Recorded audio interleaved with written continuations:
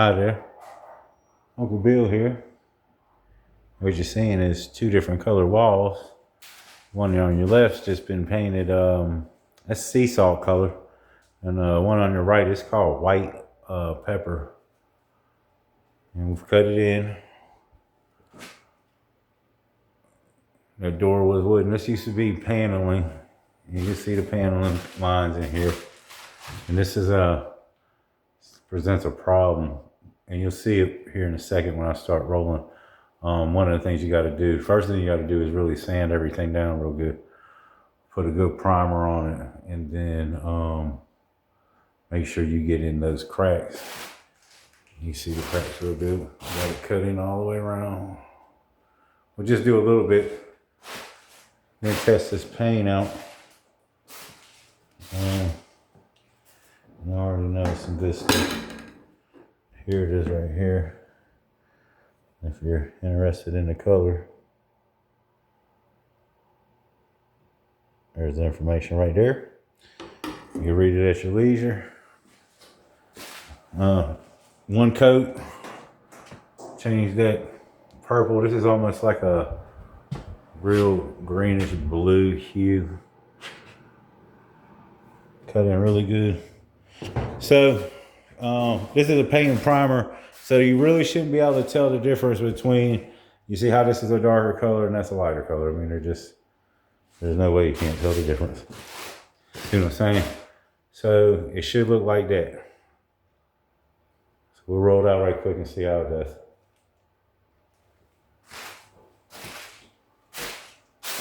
And this is what it looks like. All right, this is what it used to look like. That's what the door looked like right there. And same with the window. All right, let me pass it off to my buddy. Here we go.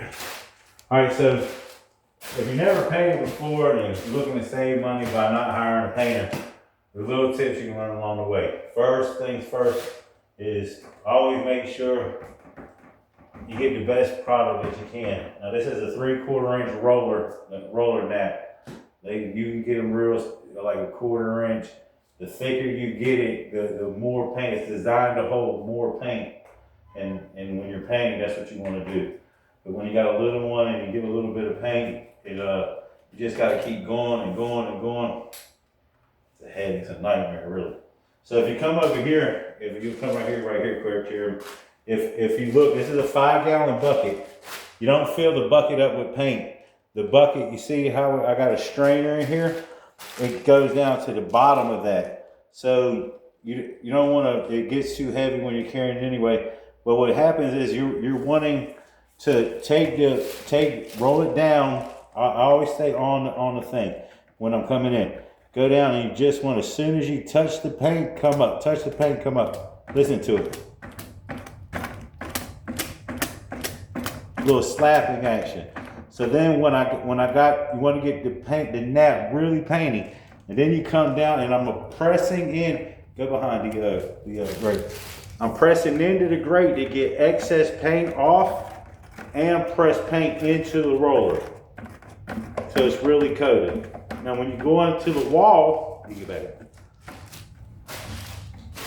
When you go into the wall, you never go all the way to the top. Always start in the middle. When you go up top, watch what happens when you'll forget about this, but it's always thick right here. And what happens is that bubbles up. And when that does, it creates these lines like this. Call them runs. You want to do that. If you start in the middle, you never have that problem. And then you go up. And what you're going to do is you're going to long stroke it.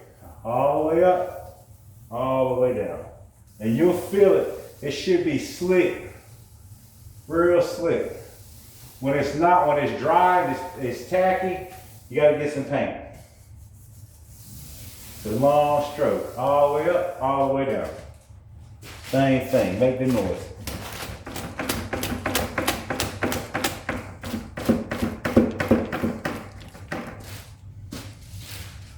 Start in the middle.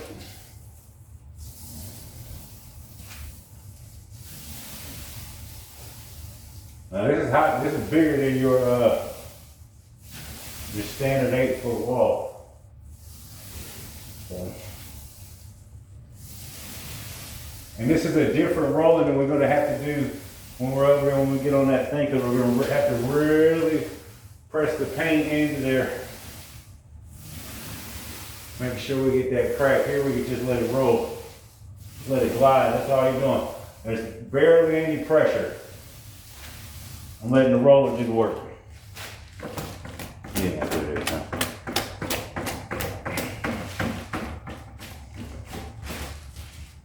Right in the middle. Ooh. I'm going to bring right into that. As close as you get.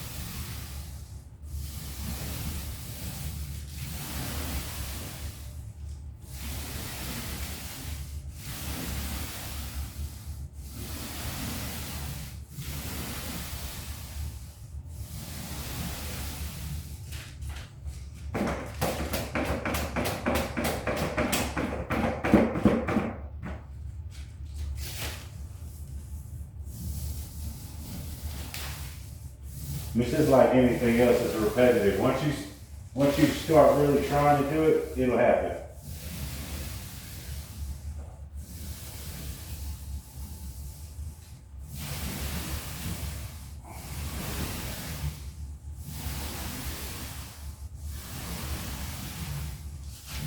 The little things that can happen, like if you're rolling like this and you start leaving little dots of paint everywhere, normally it's because you did too far and you got paint right here. So if you ever see that happen, it probably doesn't happen. I probably could get it to happen. Just don't do it for fun right now.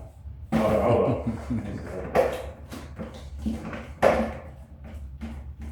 Drives you crazy, man.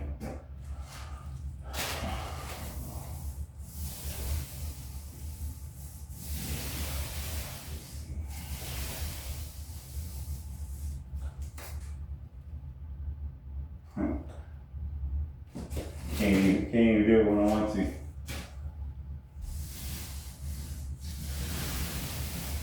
It happens. It's one of those things that happens.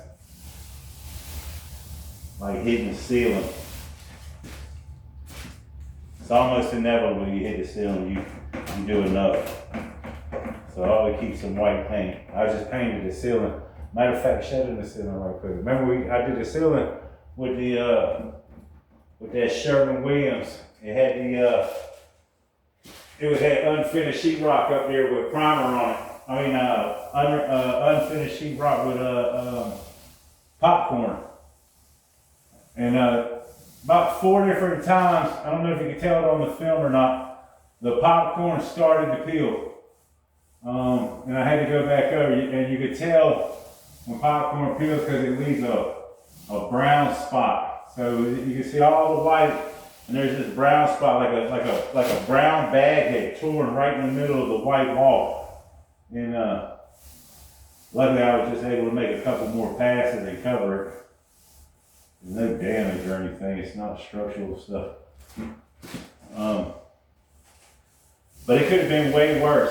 So if you're doing new sheetrock, and you know you got your joint lines and you got your nail or screw holes, and it's in the ceiling, before you popcorn it, sand it down and put kills on it. Or that Sherwin-Williams, whatever that their high primer is. So it makes it stick. I've really painted ceilings and the whole ceiling fall down. Come this way. And it's just not a.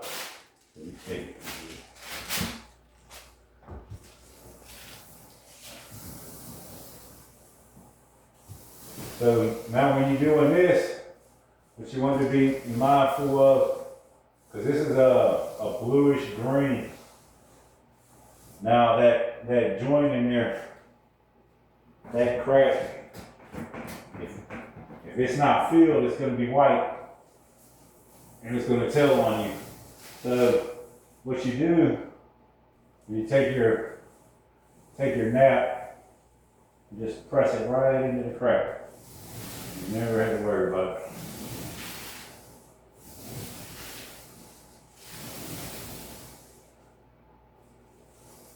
Only takes a second,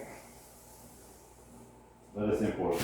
And then you got to come back over it, because what happens is it's also a crack, and you can't, paint's not a crack filler. That's what caulk and putty and other things are. Paint is a protective coating over a surface, whether it be wood, metal, or whatnot, but it's definitely not a crack filler.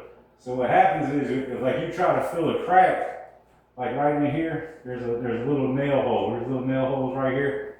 If I just try to fill them in, eventually that paint is gonna leak out, cross runs, looks horrible, unprofessional. So make sure you get up the excess. When you're pressing it in, you want to have a little bit of paint, not a terrible amount. So you notice I don't ever dip out of the bucket and start making lines. It's excess. Get that on here. And then when I got a little bit of a drier nap, then we'll do it.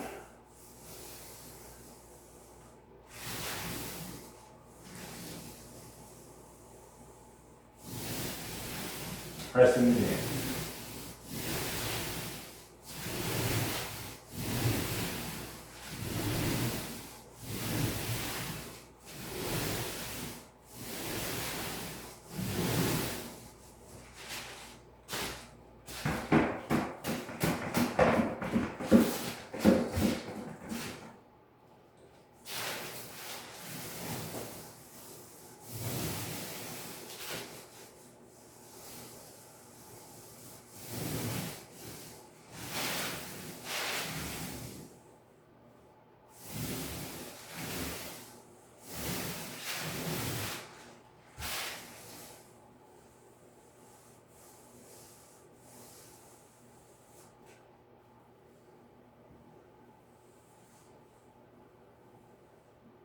Here you go.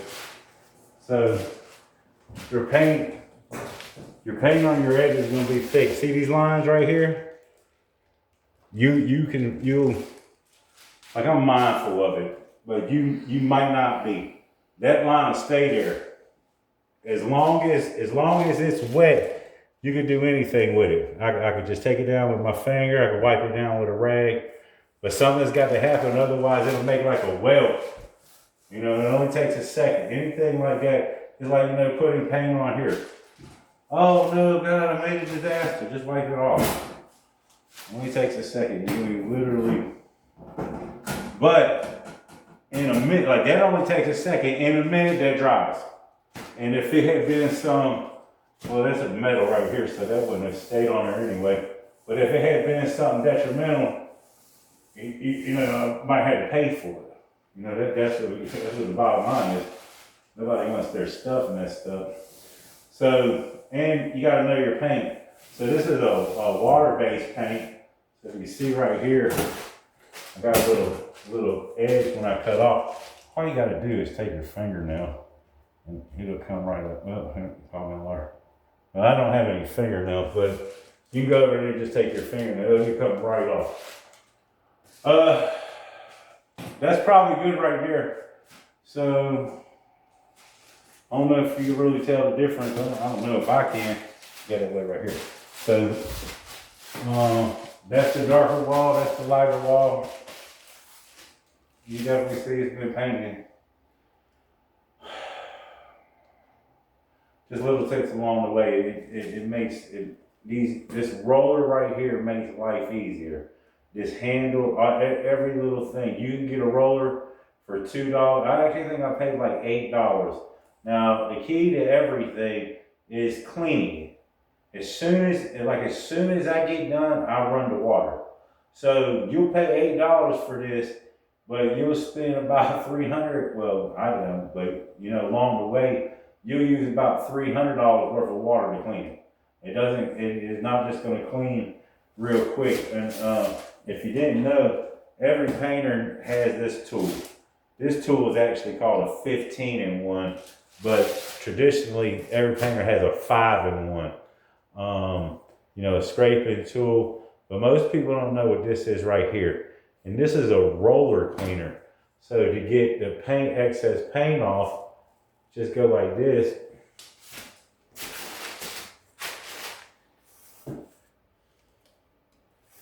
And that's what that's for.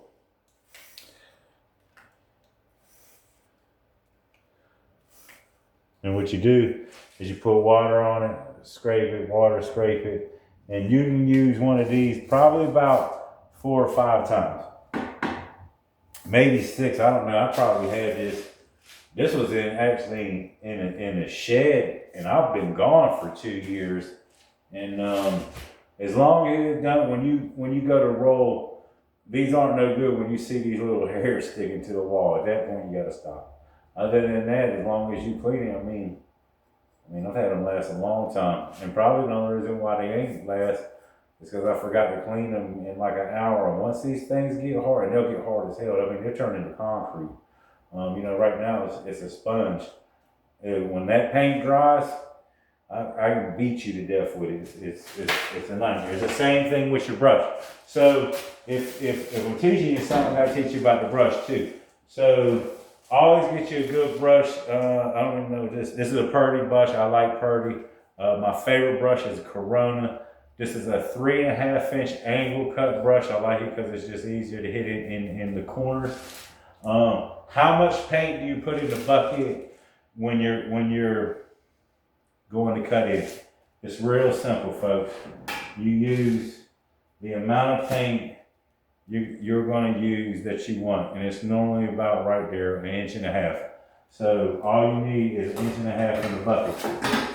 So if you look, that's where it is right here. It's probably, right there. So this has already been strained and everything. So the idea is when you dip it in, you don't have to bounce back up. You don't have to bounce every time and guess how much paint you're going to get on the brush. You could just go, because the idea of this brush is you want to put as much paint on it, because a painter just transfer paint.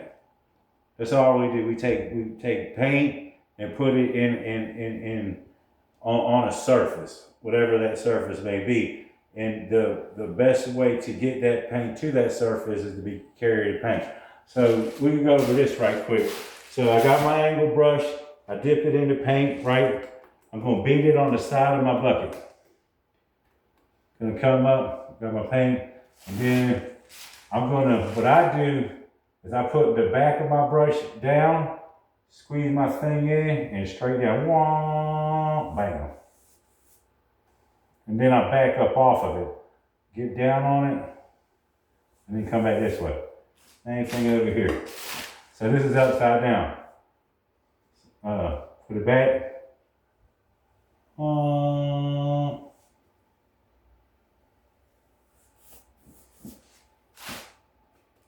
And see, you can see the line right where this has already been done.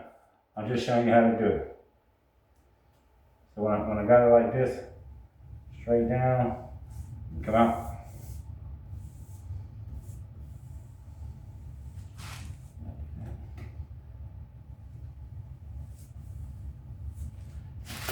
You got this wire right here.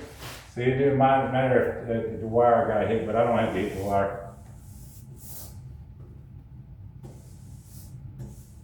And once you get good at it, you don't even think about it. It just goes. Try not to touch the wire. Try not to touch the black box. And see, I hit it. So when I hit it, I just go up here, watch how fast. And look, I even hit this connector right here. Oh no, I didn't. Probably didn't. All right, just wipe it off, go back to it.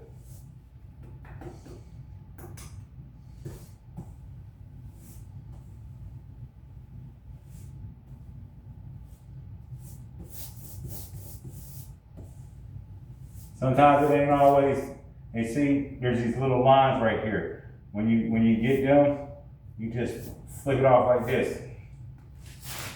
The little things you pick up along the way. If you're doing long runs, watch when you get a long run. Yeah, this ain't painted.